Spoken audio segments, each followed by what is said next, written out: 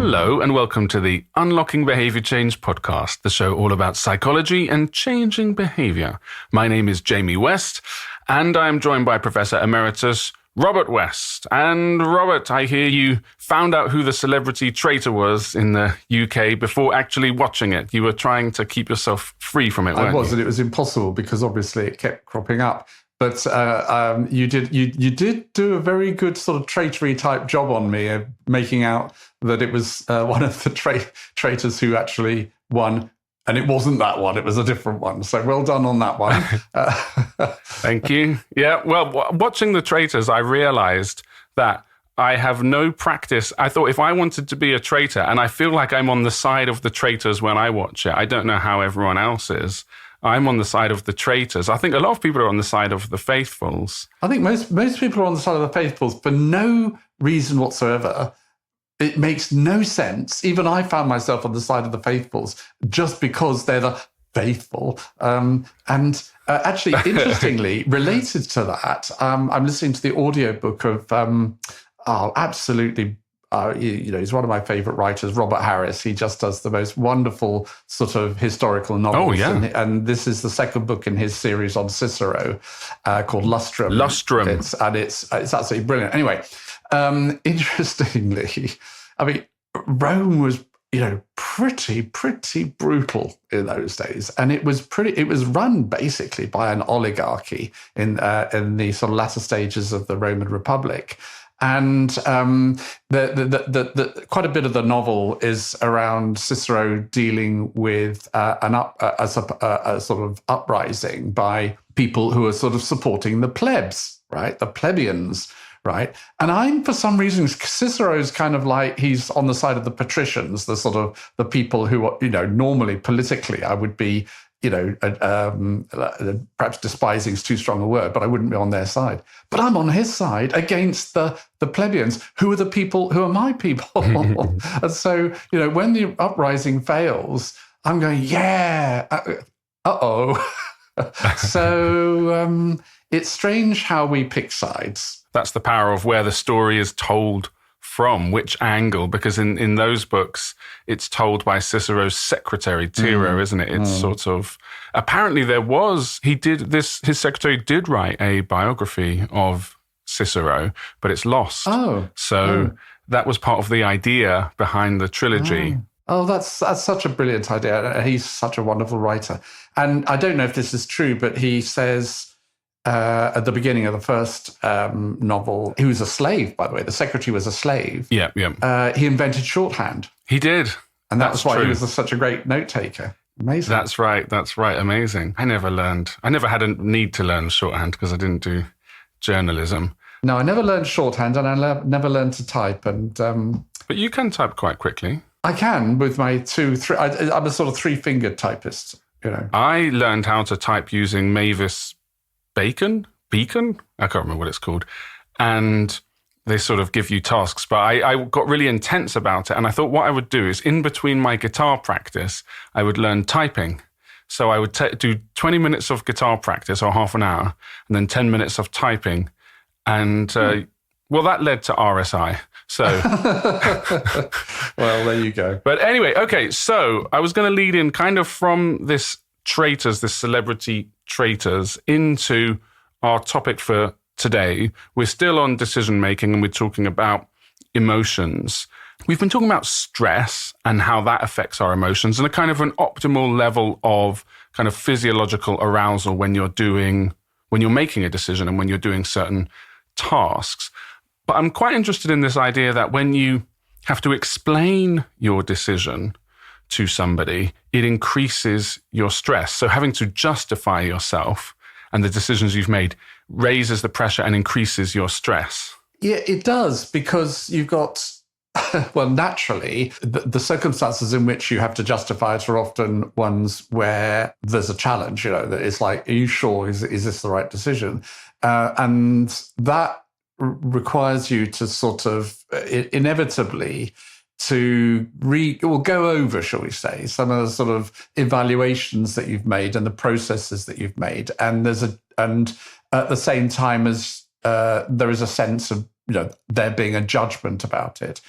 But in addition to that, you've got to communicate it. And one of the things I find interesting and a bit stressful is even when I've made a decision which is, I'm perfectly happy with the decision. I think I did it reasonably well, and so on. There is a little sort of frisson when I have to explain to someone else, because I've somehow got to succeed in communicating that process to them.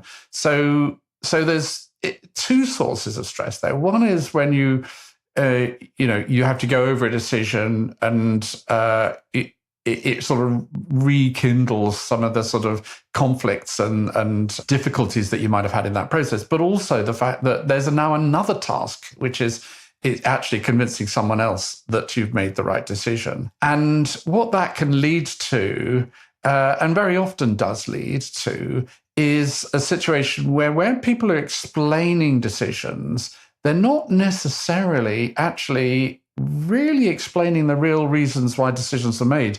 They're explaining decisions in a way that creates, and the term that's often used is, favorable optics. Because you've got a limited amount of time, you've got to figure out, okay, what's your audience's expectations of the situation, and you've got to try and sort of navigate that and create a favorable sense of the decision that was made. That might, so there may be a bit of a divergence there from the actual decision-making process and the reasons that you made the decision and how you explain it. And very often, it will often lead to an oversimplification of that, of what the decision-making process was.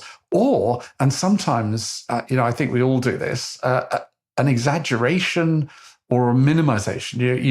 You really you feel that you've got to overstate some of the positives of the decision and understate some of the sort of downsides.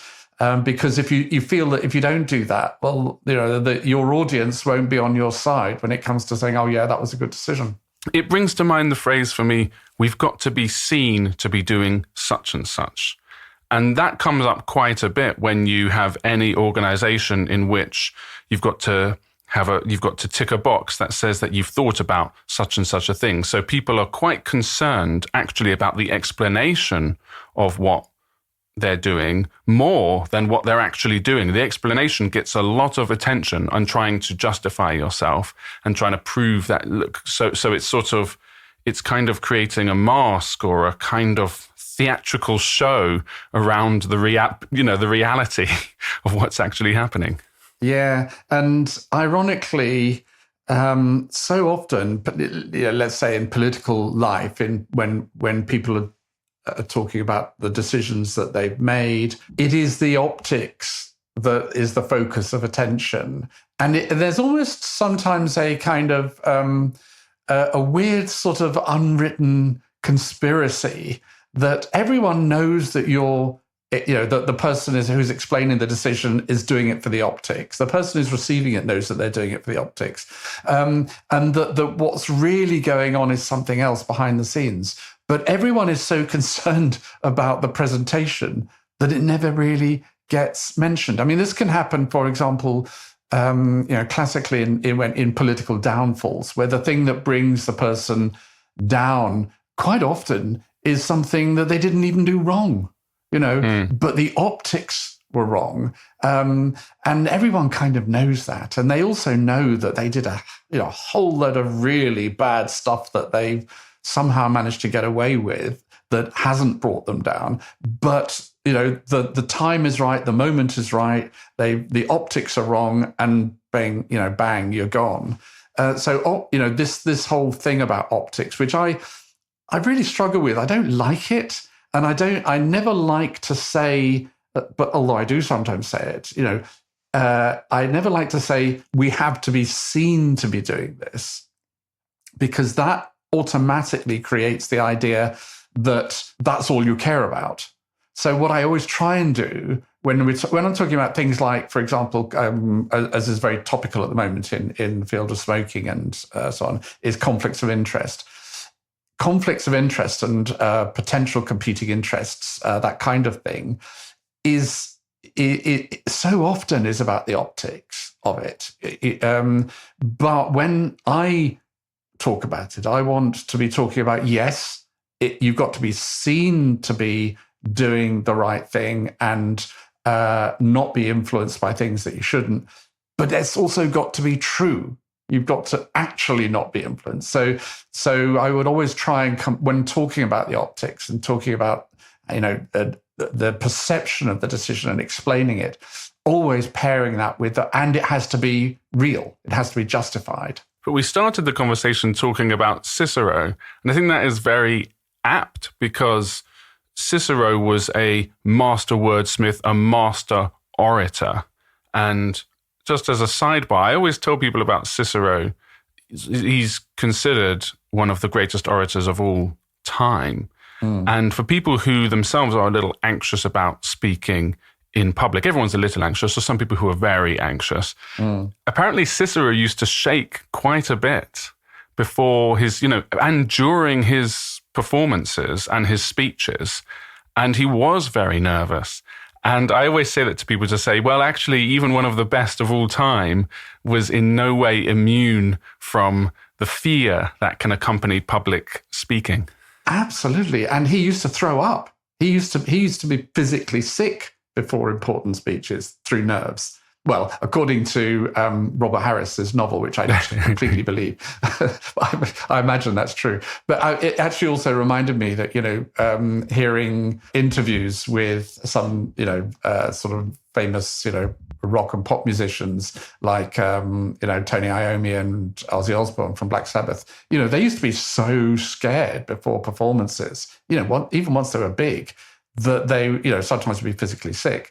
So I think that you're absolutely right. There's a real lesson for everyone there. People, especially people who get nervous in public performances. It's okay. The best used to be. I mean, famously, wasn't it John Gielgud used to get incredibly nervous and sometimes throw up, I think. I hope I'm not getting that wrong. I think almost all of them, not everybody, but I think almost everybody did. Laurence Olivier went through famously a long period of stage fright, and he was adored on stage. That stage was where he lived the best, I think. And musicians, obviously, and for musicians, particularly when you've got fine motor skills involved. It goes back to our sort of Yerkes-Dodson law, which people can, if they didn't listen to the episode, can look up. It really matters. Actually, I was just thinking about this yesterday.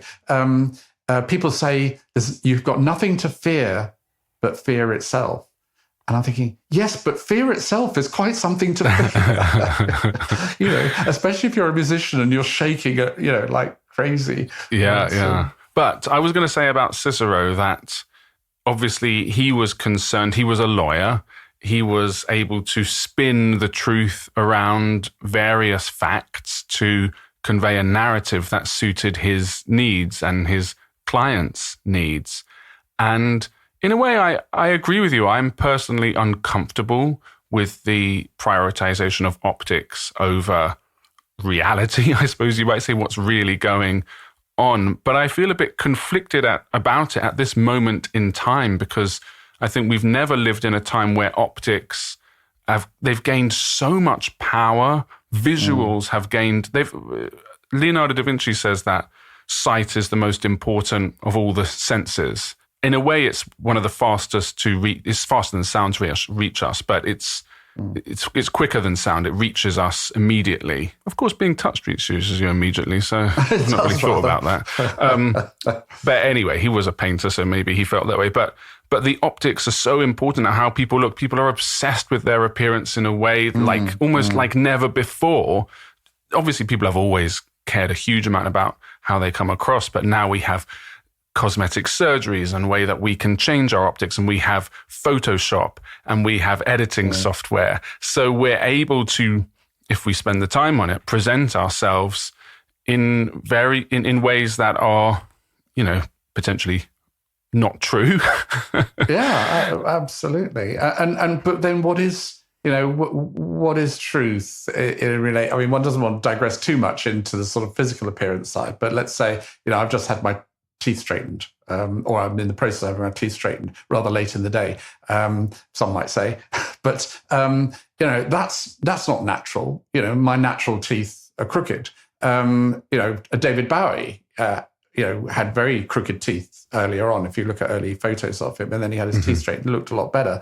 Having hair transplants, wigs, breast implants. What's the difference? What is the truth? What is the real person? The real person underneath all of us is not that appealing, I would suggest. So the present, I think there are circumstances, and I'm going to segue into something a bit more important. What I'm going to say is a general proposition, but there are circumstances where the presentation itself has meaning, and the presentation is the thing. So when you're looking at decision making, for example, and explaining decision making, the presentation, which, the same decision, the same processes could be explained, presented in different ways. And in one way, it leads to certain outcomes. For example, having the decision supported and be able to be enacted. In another way, it is not. But it's the same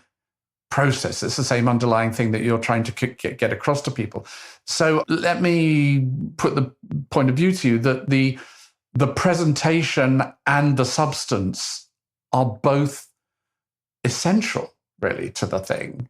And the presentation doesn't take second place to it. It actually is as important as the substance of it. Well, Cicero would say that the substance and the presentation were not, in fact, separable in some kind of way, which kind of makes sense. It kind of agrees with the point you're saying. Of course, you can say the same thing in different ways, but arguably someone who uses words a lot would argue you're actually saying something ever so slightly different. If you use different words, you are in fact saying something ever so slightly different. So the substance and the presentation, in a way, are yoked together. That way of looking at it can help you in these examples where you're right, presentation is extremely important. People are always trying to kind of fit in with the societies they're in and go, well, what's acceptable? How do I present myself? And how do I present my ideas in a way that will be received well by my audience? Which is obviously going to be important for many people. Which makes me think that I don't know that we've covered this adequately in the forthcoming book, Reflect, but maybe we need some. We don't want the book to get too big, but I think you might call it dissemination, you might call it presentation, you might call it argumentation, but the communication of the decision and the decision process, what we're saying is that it's an essential part of it, and it has its own rules, its own laws, its own principles, psychological and social principles, which you do very well to pay attention to if you want to get the decision enacted in the way that you are hoping that it will be, or not, or even if it's enacted, it can backfire, if it's not properly presented. It's a really interesting question, because very often the wrong decision is much easier to communicate as though it were the right decision than the right decision is. Definitely. The wrong decision is usually because it's a simpler decision. It's a simpler explanation. And it can often involve easy blame of your opponent. And then you just go, well, actually, they've done all this wrong. And you fix everybody's gaze looking at your opponent, everything they've done wrong. And then a lot of times you don't even need to have a particularly good idea yourself. Sometimes it's just enough that you've discredited the argument or the opponent you're trying to put down. It does, and it's not the only thing. Again, sort of thinking about in the political sphere, but it's true more generally. There is a broad principle that individuals and even societies operate, which is if something's going wrong, change it. Right? If something's going well, stay with what you've got, and it's a sort of heuristic device. The problem with it is that whether something's going wrong or not is, well, two things. One is whether something's going wrong or not is a matter of perception. So if you look at the Biden administration, for example, which lost out to Trump, there was a perception there that everything was going wrong, but actually the economy was doing pretty well, and living standards were actually beginning to increase again. But the perception was that it was going wrong, and so okay, it's going wrong. This is all terrible, and there were terrible things for sure, but probably not the ones that people were concentrating on. But anyway, therefore we must change. Trump is change, therefore we go with Trump. And I think you can see the same in the UK with, obviously we've got the most unpopular, I think we've got the most unpopular government in history, probably. Well, not more unpopular than Liz Truss. No, literally more unpopular than Liz Truss. Oh, really? Keir Starmer is literally more unpopular than it is an extraordinary thing. Now, obviously, things are going wrong, and but when things are going wrong, if you go right, what's out there that's different? Okay, reform. Without thinking, hang on a minute, that's definitely a frying pan fire type of scenario here. So this sort of simple heuristic of, if things are going badly, change. If they're going well, stay the same, leads to this kind of simple logic can lead to disaster. And that is very interesting when it comes to politics, which is something that I kind of don't understand. I don't know if anyone really understands politics because it's so changeable. I see people talking about things like, oh, this person is the change candidate. And that's how they do it. Is it, more of the same or change? So it's very binary. Remember, we were talking about those false dichotomies. I don't know if it's a false dichotomy. It's certainly a dichotomy.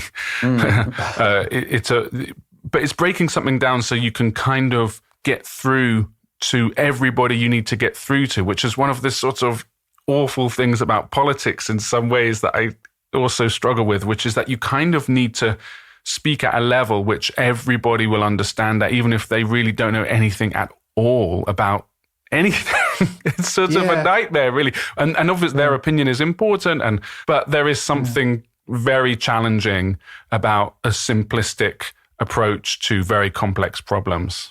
Yeah, and going back to sort of the sort of theme of the last few episodes where emotions come in. This is the issue, that emotions engage with black and white thinking, with dichotomies, with these simple heuristics. Emotions engage with them.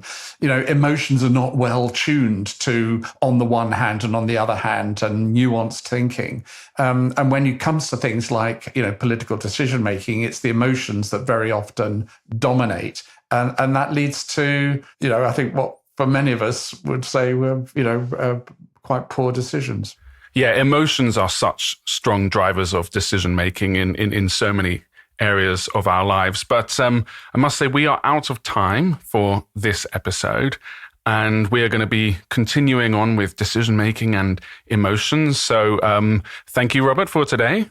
Thank you, Jamie. An interesting discussion, as always. Thank you. Yes, and thank you for listening wherever you may be. And please have a look at the links in the description for our books, and subscribe to the podcast if you haven't already. And we look forward to joining you next time on the Unlocking Behaviour Change podcast.